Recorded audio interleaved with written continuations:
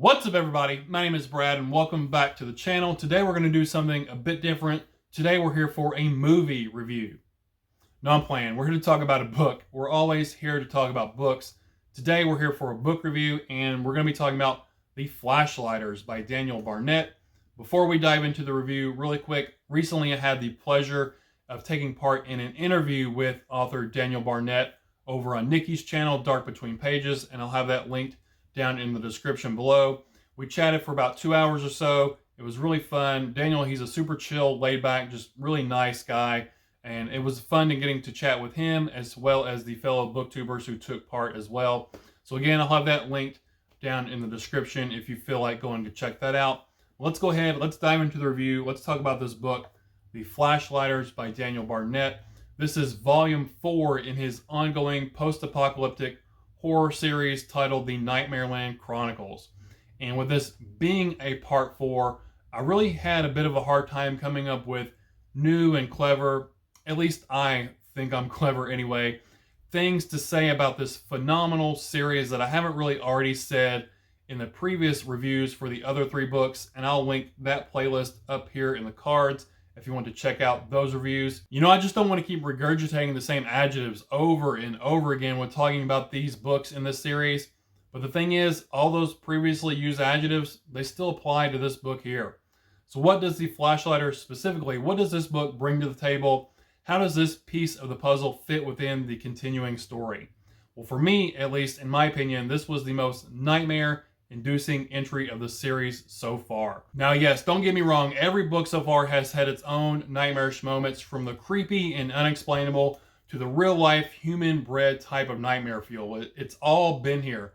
But this time around, Barnett, he took it to another level. Now, I don't think this is much of a spoiler to say, but there are literal nightmares to be found in this series, and this book in particular. I mean, it's called the Nightmareland Chronicles for a reason, right?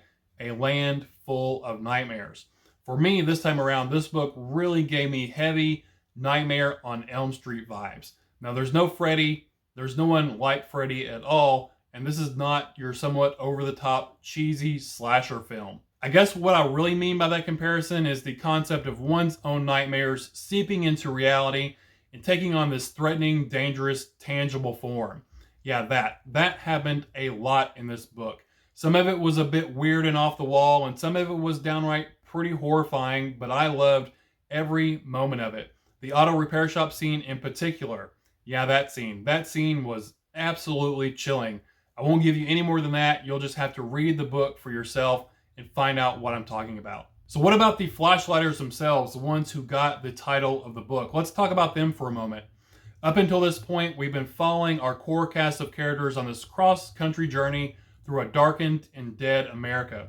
Along the way, they've encountered the random stranger or two, but this time around, our characters, they stumble across an entire group of new people, a bit of a community of sorts. And you know, anytime in a post-apocalyptic setting, encountering a new community of people, that usually doesn't end well. Usually bad things happen. So the Flashlighters, are they friend or foe? Can they be trusted or not? Introducing this religious, light-worshipping, cult-like group in this darkened world, it brings a whole new level of possible mystery, danger, and complexity to the story. The leader of these Flashlighters, a man that calls himself Father Amon, he seems genuine and caring enough on the outside, but maybe he's harboring a darker secret within. Maybe he has more nefarious motives than just tending to his flock of sheep and hoping to lead them to salvation. With the introduction of these Flashlighters and this cult-like mentality, Barnett has thrown a new and interesting dynamic into an already superbly dark, pun intended, and terrifying tale. A brilliantly crafted world shrouded in mystery that I still have tons of questions about, flawed and gritty characters, and a compellingly expansive story. What more could you ask for in an ongoing post-apocalyptic horror series? Take all those things I just mentioned, though, and completely throw them out the window. I've harped on this on every single book I've reviewed in this series so far, but the best thing, the absolute best thing about these books in this series is Daniel Barnett's prose. It's beautiful, it's dark, it's lyrical, it's poetic, it's all those things swirled together. Barnett, he's definitely been flexing his prose magic muscles. I know I'm not the first person to use that phrase, but whatever prose magic is, Daniel Barnett, he definitely has it. Barnett's prose, it's the piece de resistance on top of an already stellar story. The Flashlighters, it's another cog in a well-oiled machine, another impressive installment in a series that's firing on all cylinders. I cannot wait to get my hands on Volume 5 and discover what other atrocities are lurking in the darkened world that our characters are traveling through. That's it. That's been my review for The Flashlighters by Daniel Barnett, Volume 4 in his ongoing Nightmareland Chronicles series. For this one, I gave it 4 stars. My favorite in the series so far is still book number 3, Sleepwalking.